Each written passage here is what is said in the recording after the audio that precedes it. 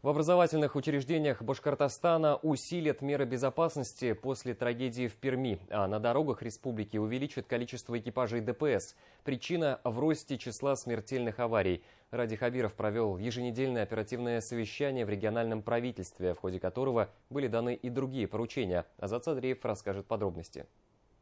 Одним из самых горячих вопросов на оперативке стала подача тепла в многоквартирные дома и социальные учреждения. Как отметил исполняющий обязанности министра ЖКХ Алан Марзаев, по решению самих жителей на общих собраниях батареи нагрелись в 40% домов. Теплее стало в 99% школ, детских садов и больниц. Ситуация под контролем, заверил Марзаев, но глава республики с этим не согласился. 8 социальных учреждений не подключены, это плохо. В Белорецке, между прочим, уже снег ночью был. А там детсадик, да, или что там не подключен? Не скажу. Вы вникните, вот за эти 8 вы отвечаете. О старте отопительного сезона в районах и городах объявляют главы местных администраций. И при решении этого вопроса Ради Хабиров посоветовал коллегам включать голову. По прогнозам, через несколько дней в регионе снова потеплеет, придет бабье лето. А в случае подачи тепла с 21 сентября платежки начислят сразу за весь месяц. Если сейчас мы везде понавключаем, и к жителям придут платежки за сентябрь, они нас на вилы поднимут. И будет справедливо. Скажут, зачем вы топите наши дома, когда еще, значит, вполне можно, да, ну, немножко, может, отдел, может, не надо форточку открывать, и окно открывать не надо.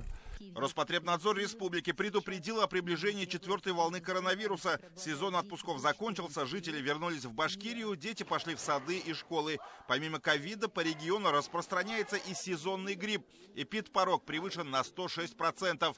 Минздрав получает дополнительные вакцины от обеих инфекций. Если у кого-то есть вопросы по вакцинации, как вакцинироваться и от коронавирусной инфекции, и от гриппа, можно ли вместе, сколько времени нужно для того, чтобы разнести эти прививки по времени, это, конечно, нужно обращаться к врачам. Говорили и о развитии туризма. Руководитель профильного госкомитета Эльмира Туканова рассказала, что в республике разрабатывается стратегия развития туризма на период до 2035 года. За это время регион может увеличить турпоток до 5 миллионов человек в год, при этом объем индустрии вырастет до 25 миллиардов рублей. А вот на детском отдыхе родители из Башкортостана могут, наоборот, сэкономить. Благодаря детскому туристическому кэшбэку только в этом году им компенсировали за путевки 338 миллионов рублей. Следующий год, понятно, будет непростой, санэпидтребования будут не менее жесткими, поэтому уже сейчас необходимо начинать подготовку как загородных, так и пришкольных лагерей, чтобы к 1 июня все лагеря открылись. Вице-премьер правительства, министр сельского хозяйства Ильшат Фазрахманов рассказал о поддержке аграрного сектора. Помимо выделения грантов, со следующего года возобновляется финансирование программы доходогенерирующих проектов. На это направят 150 миллионов рублей, что позволит сельским жителям объединиться в сельхозпотребкооперативы. А министру транспорта и дорожного хозяйства Александру Булушеву дано задание увеличить число экипажей ДПС на аварийно-опасных участках. Причина в росте количества смертельных ДТП.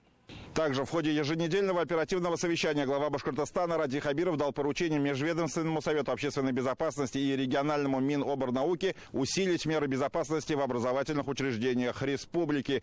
Причиной стала трагедия в Пермском университете. Сегодня утром там произошла стрельба, сообщается о жертвах и пострадавших в происшествии. Нам нужно защитить своих учащихся, добавил глава Башкирии. Азат Садриев, Азат Ишбулатов, Булат Садриев, Рамиль Рахимзянов и Константин Носов. Новости Уфа.